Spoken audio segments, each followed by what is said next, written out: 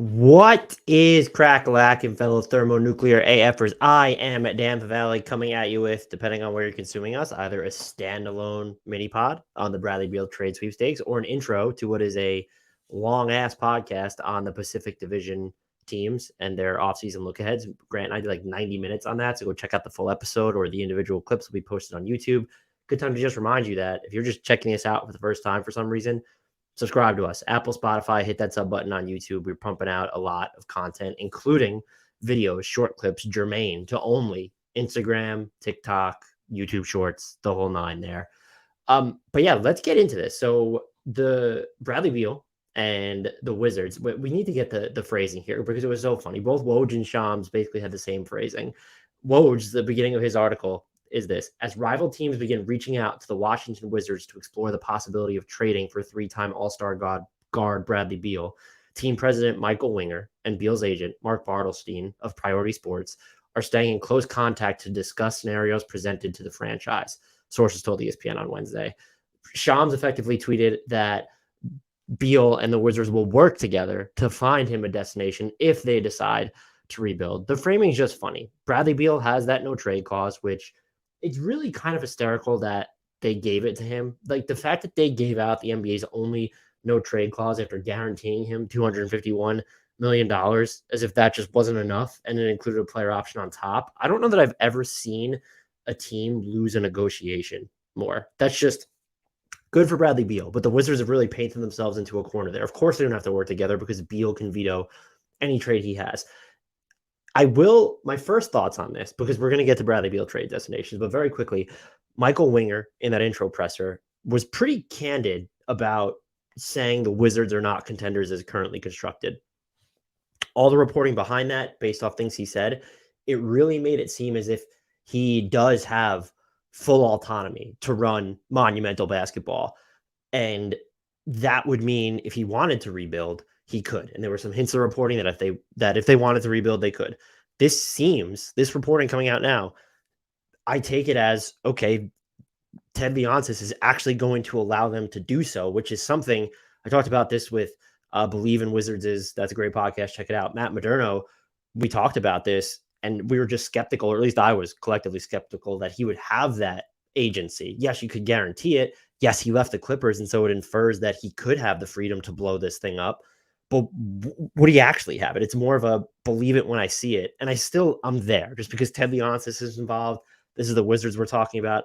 Let's see them move Bradley Beal like at all. Like actually, and then the trickle-down effect of that. Kyle Kuzma has that player option. He's going to opt out. What do you do with him? Do you let him leave? Can you work a sign and trade? Kristaps Porzingis has a player option for 36 plus million. Do you get rid of him? Does he opt in? Do you trade him? Do you just keep him, try and move him later? What happens with Denny Avdia? He's extension eligible. There's just a whole litany of trickle-down effects if you actually move Beal. And so I'm still of the mind, I'll believe it when I see it. At the same time, this reporting coming out so soon after Winger and Daryl Hawkins took control of the organization, it leads me to believe that, okay, they actually do have this freedom, and I would expect Beal to be traded by the end of the offseason. Maybe not by the draft on Thursday, but certainly by the end of the offseason. And so you start to get into scenarios. And the reporting on this, the Miami Heat are interested. The Sixers are apparently not interested. Other teams have been thrown out there with speculation. Brian Windhorst did say, I don't know on what medium, by the way. I don't know if it was the Hoop Collective. I certainly didn't hear it there, but someone aggregated it. And he apparently said people will be surprised at how little Bradley Beal goes for because his contract is so undesirable. I get it. He is about to turn 30. He's played in just 90 games over the past 2 seasons, though I think you could argue had the Wizards had something to play for, he arguably appears in more games than that. But if you're concerned about injuries, fine. He's about to turn 30. He's owed about $207.7 million over the next 4 years, the final season of which is a $57.1 million player option in 2026, 2027, which is going to be his age 33 campaign. Old, not ancient, but 57 million is a lot. And we're going to get into the teams. We're getting there, but I want to outlay this a bunch. I still think the Wizards end up getting, if I had set the over-under on 2 first-round picks or the equivalent of prospects, or if we want to go 1.5, I'm going to take the over there. I don't think this is just a salary dump. I saw Sixers fans joking, okay, Tobias Harris and a pick. You wouldn't have to give up Tyrese Maxey for Bradley Beal. Would I give up Tyrese Maxey for Bradley Beal? No. But teams that are that asset barren, I don't really think it's not going to be an expiring contract plus a low level pick. It's going to be more, even with the no trade clause. Bradley Beal, I'm sure, is smart enough to know, well, I don't want to bankrupt the team I'm going to. They're already going to be ultra inflexible because of my salary. So yes, I do think that drives down the cost. Just the money he's owed. I don't know that it's not a desirable contract. But Bradley Beal is also really good. He's probably one of the 30, 25 best players in the NBA at minimum. He can make all NBA on any given season. And I think his 3-point accuracy is down. We have to look at the role that he shouldered. His shot quality is not necessarily what it was earlier in his career. He's turned into a maestro inside the arc. He's one of the very best combo guard playmakers in the league. Like, this is someone who can drive an offense as I would call it, like, the 1B playmaker, very close to a primary playmaker.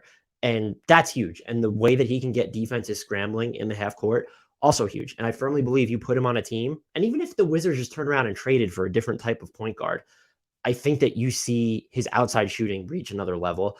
I also think that you probably see his defense, which has not been great. It probably improves just relative to his maybe shouldering a little less of a workload.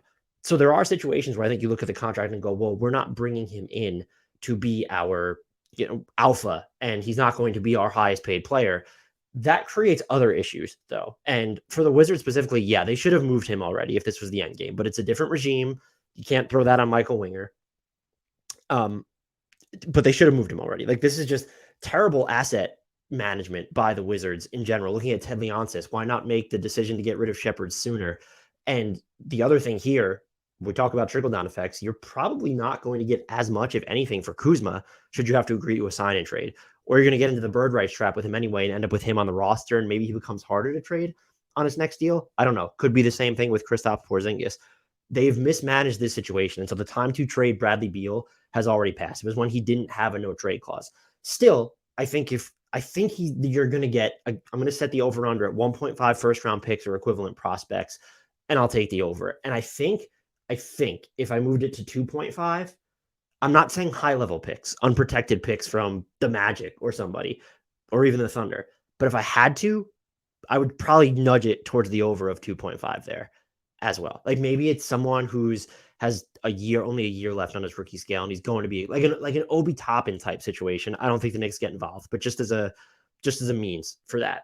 So the issue you run into here, and why I do think his price could be driven down, the new collective bargaining agreement is so punitive that if you're going to have someone on your team making 35% of the cap, let's just say, like, the days of having 3 of those players, insofar as any teams really had 3 of them at once, which we haven't seen 35% max players on the same roster, I would argue, ever. Like, Kyrie, Durant, and James Harden, I think, would have been the closest we would have come, but it's beyond prohibitive. Just the NBA's made it virtually impossible with all the penalties, the limitations on fleshing out the rest of your team.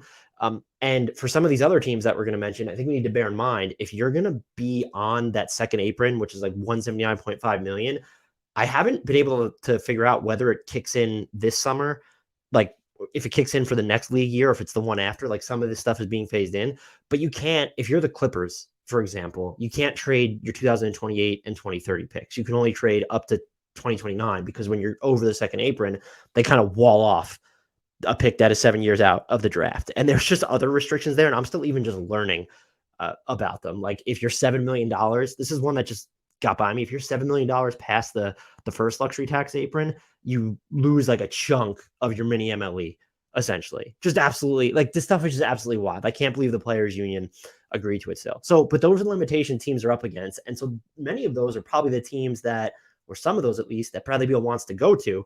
And so that will inherently drive down his market, which is why I'm reticent to go all the way up to 2.5 picks, prospects, whatever. But this is not, I don't think it's going to be a deal. Yeah, we'll look back and say, yeah, the Wizards maybe could have gotten more 3 years ago. Definitely. We will absolutely do that. But I don't know that we look back at this and say, wow, Michael Winger and the Wizards took a bath here. I'm just not entirely convinced. Maybe I'm underestimating even the new CBA climate that I'm not afraid of, but already just feels like a reckoning is coming there. So let's get to teams, and we can go through the entire NBA here. There are some teams that will link to them, and we'll start alphabetically because they're going to crop up. Atlanta, no, there's just, you have DeJounte Murray and Trae Young. Boston's interesting. They're a team that will be be linked to him at some point, I think, because him and Jason Tatum are tight, and there's been sort of rumblings about them wanting to play together in the ether, if not just flat out in the open for some time. Getting to a package worth Bradley Beal is really difficult. And so if you're a team that's really not up against any other limitations where you have to go dollar for dollar in trades, which I don't think that kicks in just yet, where you can't aggregate or take on extra salary. So there's that. But you still need to send out like $37.2, $37.3 million to fit in Beal's salary. The Celtics can do that without including Jaylen Brown or Jason Tatum. And are the Wizards going to accept that package? It probably depends on, okay, well, they don't really have a use for, let's say they're going to go Malcolm Brogdon and Marcus Smart, or Malcolm Brogdon and Derek White, or maybe Robert Williams is involved. Like, they can get to the number to acquire Beal without giving up Tatum or Brown. I don't know. I think they probably have some interest in RW3, especially if they're going to move Porzingis and maybe even Gafford. But like Brogdon, Smart, even White, good players, don't necessarily fit their timeline. The Celtics can trade, I'm going to say up to 3 first-round picks. It's technically 4, but if they're going to run into second apron concerns, if you're going to stay under the second apron, they can trade up to 4 first-round picks. And so that gets really interesting, even though they're the Celtics. And so if you can keep Jaylen Brown and Jason Tatum and get Bradley Beal, Grant and I, my co-host, for anyone who's new around these parts, we talked about this, that having Beal on the Celtics, knowing how their offense feels to bog down either when the pace of play is slower, or they just get nudged off their typical offensive script if their shots aren't falling and they start committing turnovers and dribbling to nowhere. Adding another guy who would be the best playmaker on your team, I would say, especially if Marcus Smart ends up going out as part of this deal. There's certainly a case, take the swing and figure out the financials later. Especially if, by the way, maybe you're not convinced. Like, we don't know what's going to happen with Jaylen Brown's Supermax. If he rejects it, it's okay, well, then do we look at moving Jaylen Brown here? Grant had made the case that he would trade Jaylen Brown for Bradley Beal based off what the Celtics need. That couldn't be a 1-for-1, but it would be Jaylen Brown and Danilo Gallinari.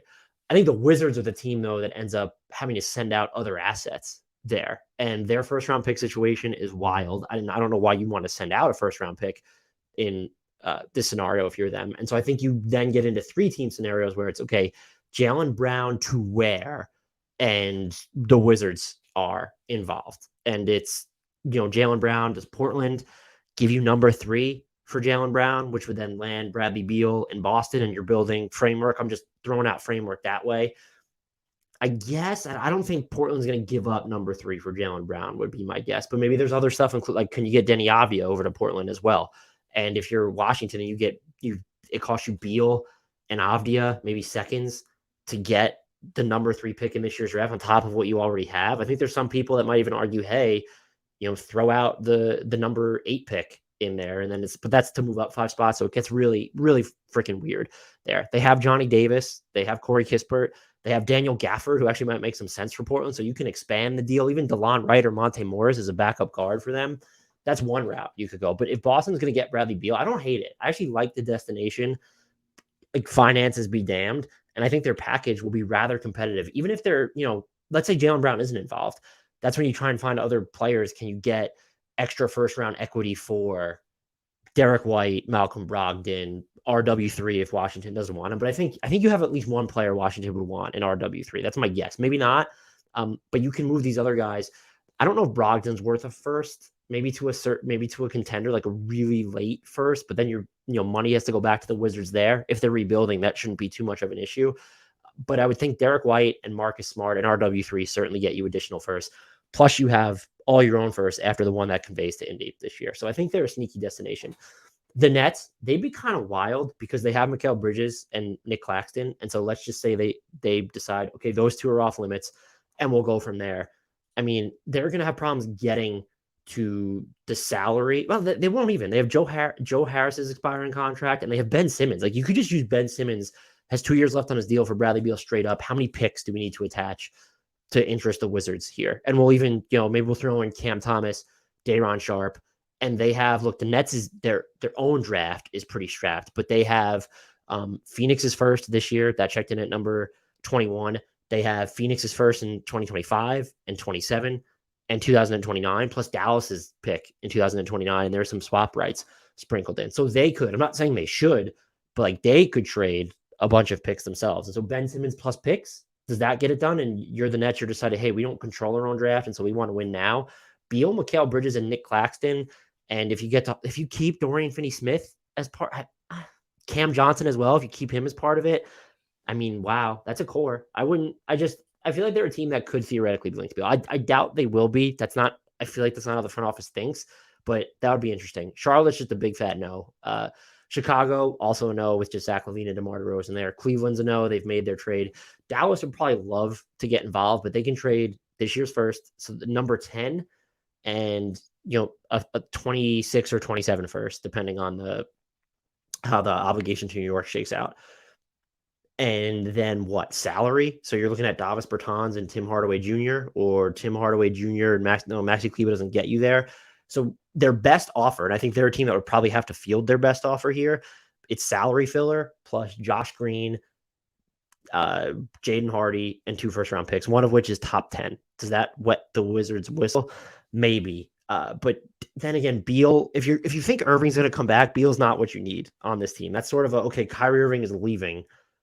Can we go out and get Bradley Beal? And then you've bankrupted your assets again, and you really haven't added defense. So rule Dallas out, but that would be their best package. Denver, reigning champion Denver, no.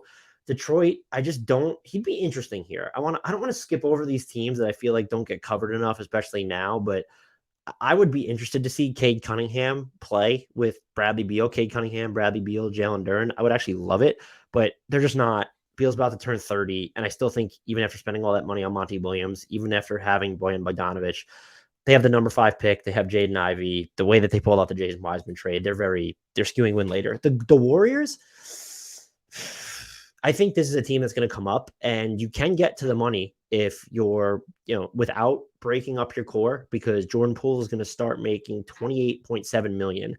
And so between Jonathan Kuminga, Moses Moody, that just gets you there basically to Bradley Beal's number, I believe. And you have other like GP2 if you need to throw them in there. Do you do it? Yeah, I would do it. And you can also trade your 26 and 28 picks right now in addition. And again, as I mentioned, you have Kuminga, you have Moody, you have Jordan Poole. Now, Jordan Poole's guaranteed $123 million over the next 4 years. Do the Wizards view that as a net negative? Are they willing to take a gamble on him? I think that very much matters. I doubt you get out of this deal without including Kuminga. And then you're very much aging up your core. But like the window is Steph Curry. And so adding the 30-year-old shot creator who can actually run an offense, unlike what we've seen from Jordan Poole, who, yes, has contributed to a not just a contender, but a title team in the past. Even the non-Steph Curry minutes then were iffy. And he even had his peaks and valleys. Beal is going to give you more of a steadiness, and he offsets any decline offensively that you're going to get from Draymond Green or more specifically Klay Thompson moving forward. And also, look, Thompson's entering the final year of his deal. We don't know what's going to happen. Kind of a safeguard against him leaving. Are you willing to pay all 5 of these guys? Just the tax bill, we won't even need to calculate. It'll just be absolutely through the roof through the roof next year, but even just moving forward. But I think they're a team that should absolutely investigate it. Houston's a no, even if they sign James Harden. For them to want Bradley Beal, I think they would need to end up with, Jaylen Brown or somebody in a separate trade, maybe Mikal Bridges or something. But even that would feel sort of like aiming for a double or a triple rather than a home run when accelerating your timeline. The Pacers, I would love Beal and Tyrese Halliburton, but just let it marinate. You've got the number 8 pick, number 7 pick in this year's draft, Benedict Mathurin. Cap space, yeah, like you don't need Bradley, but like that's accelerating your timeline probably too much. They would be, though, just if you didn't have to give up Miles Turner, Tyrese Halliburton. If you didn't have to give up Benedict Mathurin, does it get more? Like you can step ladder your way to the money because of Buddy Hield's $19.3 million salary, and you have cap space. So like you don't even, if you really wanted to, you could keep Buddy Hield and just start. Oh, hey, Daniel Tice and TJ McConnell, and we'll throw some Jalen Smith in there. Chris Duarte, like take a flyer on him. And then picks, you have 3 picks in this year's draft, maybe not giving up your own. You're going to have to include at least one of, if you're not including Mathurin, you're going to have to include some of your own future first in that. They could be sneaky. That's just not how they operate. I'm just looking in terms of basketball fit here. The Clippers, I think, are actually a real destination for them. I don't think they're going to care about the forthcoming penalties. And they might look at this summer as, okay, we can aggregate salaries. Like, let's go ahead and do this. And their top offer, I don't know if they would need to field the entire thing. It's basically, I would say, salary fillers, and Washington would very much be viewing it as, okay, Marcus Morris doesn't fit our timeline, but his contract's expiring. Ditto for Nick Batum or Robert Covington, and we'll sell them off and get other assets. But uh, you go Terrence Mann, you have the number 30 pick in this year's draft. You could see if Washington wants flyers on Jason Preston or Brandon Boston. And then you can trade your 28 or 29 picks right now. Because again, in theory, I guess you could trade 28 and 30 if that whole 7 years out doesn't phase in until this summer. But I'm a little fuzzy on those details. So basically 2 first round picks, one of which is the number 30 pick in this year's draft, and then a future. So the number 30 pick plus another future first, and then Terrence Mann plus salary filler. Is that they might not want to give up that much. If you could just get it for number 30 and that future first, like hell yeah, I'm doing it. Throw in number 48 from this year, which is the second round pick the Clippers have. Yeah, go nuts there. So if Winger really has, and look, he just worked with the Clippers, so we understand intimately how rocky their future is. Hell yeah, like you could view that as the centerpiece and say, hey, like we're going patient, and this is a 2028 first that we have, but like it's going to take time to convey. It's unprotected or whatever. I think that they could field a competitive offer as well. The Lakers, I don't see it. They can basically do a lot of the same things the Clippers can. Give you the 28 or 29, or excuse me, they can give you the 2029 first round pick. If that's unprotected, it gets interesting. And they have number 17 in this year's draft. But getting to the salary number is just basically impossible. Even if you guarantee Beasley and Bamba and then just include a whole bunch of players, you're not there. You only have, forget even guaranteed contracts. You have LeBron, AD, Mo Bamba, Malik Beasley, Jared Vanderbilt, Max Christie, and Shaq Harrison as players who are just actually under your control to say, okay, if we want to guarantee their contracts and have them on the roster next season, they're there. The rest are just free agents. That includes Austin Reeves. You're not going to broker a sign and trade with Austin Reeves, nor like that's just so unfeasible now because of the way that structure would work and the average annual value rules. You would need to include D'Angelo Russell in a sign and trade, or I guess you're not going to include Rui. So that just gets too difficult, and I don't see why Washington would be, have any interest in D'Lo. You would be looking at a situation then, okay, they want number 17 in 2029 to make the money work. Can you find another team that wants D'Angelo Russell that maybe they're not even sending the Wizards something, but they want D'Angelo Russell, but they're still gonna have to send money back to Washington anyway if they don't want that D'Angelo Russell money. That's the only way the Lakers can get there. I don't think it's strong enough. Memphis, not a good destination for Beal just because they have Desmond Bane and he can play the 3. Dylan Brooks is leaving. And look, if it's Jaren Jackson Jr., Steven Adams, Bradley Beal, Desmond Bane, and John Morant, that's a hell of a closing 5. And I think you could scrap together enough defense. But even like the salary matching gets a little weird because you're not going to trade Triple J. You're not going to trade, as we said, Desmond Bane. So you're looking at like Luke Kennard and Tyus Jones and Steven Adams as just sort of the biggest chip. So you would need to include at least 3 players probably. Would the Wizards have interest in Brandon Clark, who just tore his Achilles? You're still going to need a minimum of 3 players, maybe even 4, to include on top of draft equity, which you have. All your own firsts, including this year's, plus Golden State's 2024 top 4 protected first. Miami, I think, is interesting. They can trade. Let's just assume they're going to avoid the second apron. They can trade up to 4 firsts this summer. They have their 23. The 25 is owed to OKC, so they actually cannot trade that. So 2027 and 2029. So they can trade 3 firsts, 3 swaps if they wanted to. They have Tyler Hero's money. They have Duncan Robinson's money to get them the rest of the way. They could include Kyle Lowry in that scenario since he's an expiring and maybe that interest. Kyle Lowry and Victor Oladipo's money basically gets you to what you would need for Beal and then just flesh out picks that way. So you're keeping Hero. I don't know how much appeal that has to them. Do you want to pay Tyler Hero $27 million a year basically or $30 million a year basically for the next 4 years? Something you need to ask yourself. He's young enough and is definitely going to get you buckets. Do you view him as a viable building block? They have Nikola Jovic as well. They would be a team though that you can get realistically. You can get Bradley Beal and keep Jimmy Butler and Bam Adebayo. I don't know if you get to keep Caleb Martin. I'd be curious as to what not the fringe assets, but what the assets are like on the margins. How many first round picks does it take? I imagine that the Wizards don't really care. Maybe they care about getting number 18 this year, but the Heat, this is up to, I'm not saying I wouldn't offer all of this, but Tyler Hero and 3 firsts and swaps is what you could go up to. And then there are other Caleb Martin, if you want to talk about him. And then you're going to have to include other salary. I don't think it's outside the realm of possibility that the Heat would give up this year's first and another first. And it just depends on whether you view Tyler Hero as a net negative on his current deal, which that's eye of the beholder stuff. Miami is a team, though. So far, for looking at the teams I would keep an eye on, I'm keeping an eye on Boston. I'm keeping an eye on. I hate to go completely big market here. I'm going to keep an eye on the Warriors. They probably won't do jack shit. They're shopping Kuminga for a pick. So let's bounce the Warriors from this. I keep an eye on Boston, the Clippers, and the Heat so far. The Milwaukee Bucks are also kind of linked to Bradley Beal. I'm just going to lay this out right now based on how the salaries work, sign and trade rules. You don't get Bradley Beal without giving up Drew Holiday or Chris Middleton. And that's assuming Middleton either agrees to a sign and trade or just opts in and you can move him. Why is Washington interested in Middleton? That's another 3-team scenario. Even with Drew Holiday, it's a 3-team scenario. That gets ultra complicated. And you also have to get into the question of, well, how much of an upgrade is Bradley Beal offensively from Middleton or Holiday? I think he's a fairly significant one, but it's going to come at a defensive downgrade, especially if it's Drew Holiday going out. And I ultimately don't know if that's going to be worth it. If you're really concerned that Drew Holiday is going to retire in 2 years at the end of his contract, he has the $40.2 million player option in 2024, 25. I mean, maybe get into that. The Bucks, they have Marjon Beauchamp and they can trade 1 first-round pick this summer. And that's like, unless the Wizards are in love with Pat Connaughton or other teams are in love with him or Grayson Allen or Bobby Portis, that's just kind of the extent of their best offer. They definitely need what Beal brings. It's just too high end right now. And I think what they really probably need to do is look more towards the wing or combo forward end of the spectrum. Like the idea of Jay Crowder is really nice, but someone better than Jay Crowder, Bojan Bogdanovic is like the guy that I would look at for them. The Minnesota Timberwolves, no.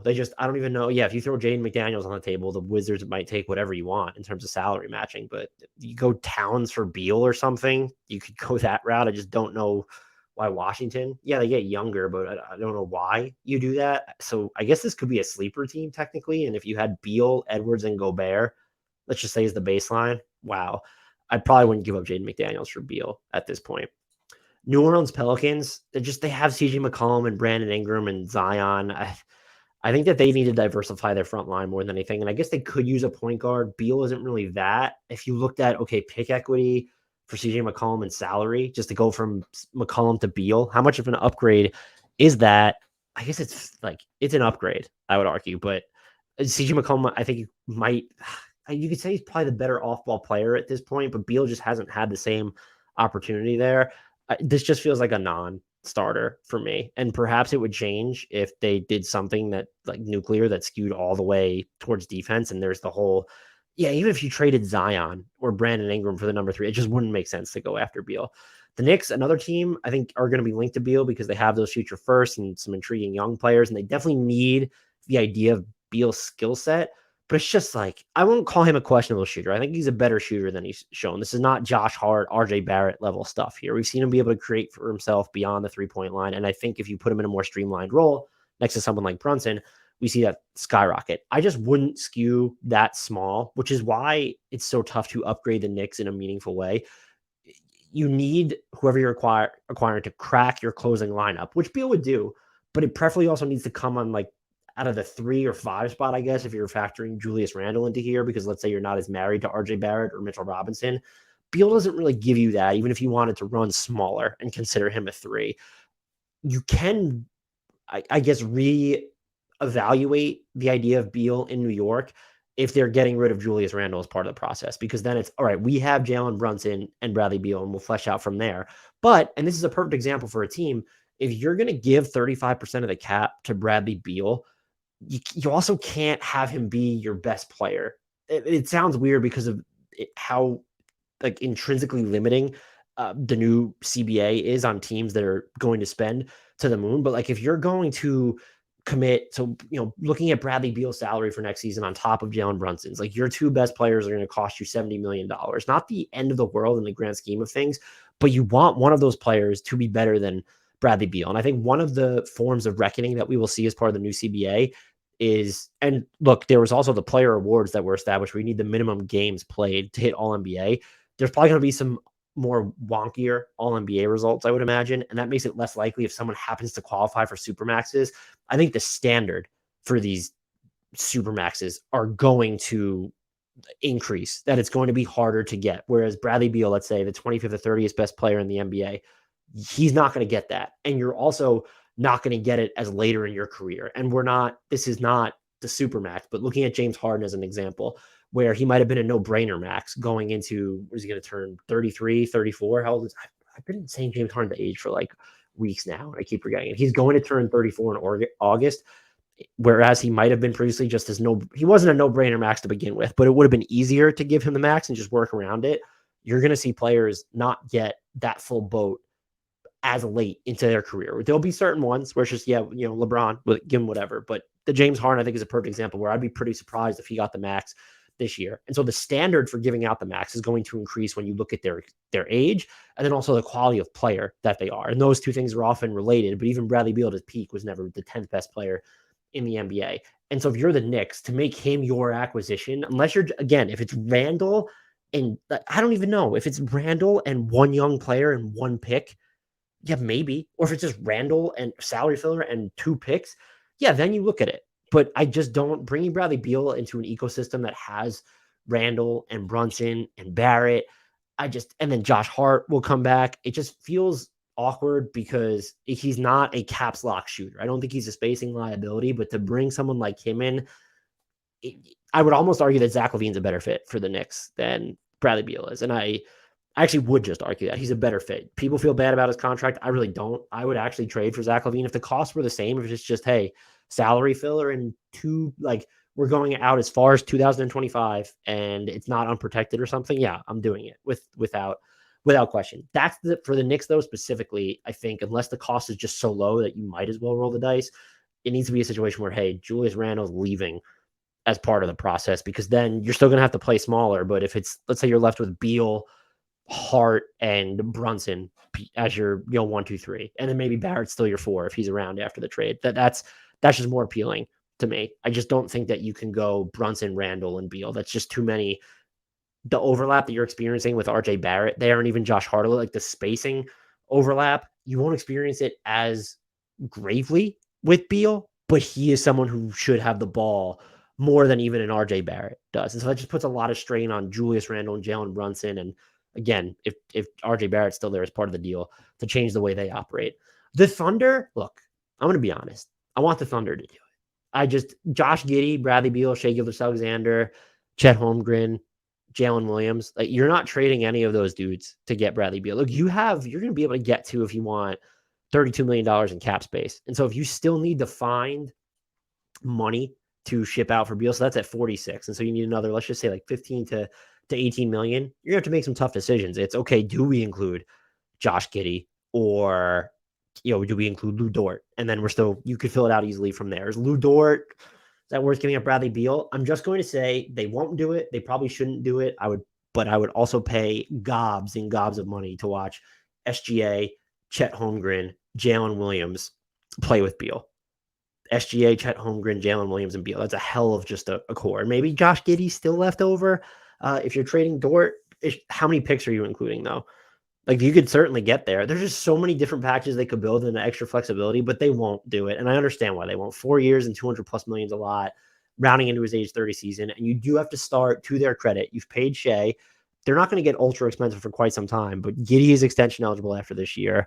Jalen Williams won't be far behind. Chet Holmgren will be there before you know it. These things kind of sneak up on you. And so if they're like 1 year less on Beal's deal, and I'm not even assuming that first of all, he'd be foolish not to approve a trade to OKC if he actually wants to win. But I respect that he might want to live in a certain market. So we're not even considering whether Beal would say yes to these teams. I think he'd say yes to Boston, probably Brooklyn.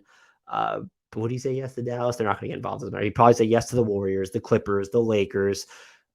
Memphis, I feel like he should. Miami for sure. Milwaukee, I think he would. Minnesota, New Orleans, I just don't think they're going to be involved. And then the Knicks, I think he'd probably say yes to them. If the Thunder really just decided to get involved, I would hope he would say yes to them. Because again, I don't think they need to trade. They're not going to need to trade Chet Holmgren, Jalen Williams, SGA, or who's the one I'm forgetting? Chet Holmgren, Jalen Williams, SGA. Why am I blanking here? I don't think you would necessarily need to trade Giddey. You probably need to trade Dort. And so like that might be a conversation on its own. But like that's a hell of a core there. The Magic, you could make a case that, hey, look at these non-guaranteed salaries that they have, just guarantee them, ship out some expiring Gary Harris, Jonathan Isaac, get to the money. You're going to have cap space. You have the number 11 pick. You don't need to keep the number 6. You're not giving that up for Beal. some future firsts, including another one coming down the pipeline from Denver in 2025. You could just build kind of a innocuous package. Maybe you're okay with giving up Jalen Suggs in the deal, who I still very much believe in.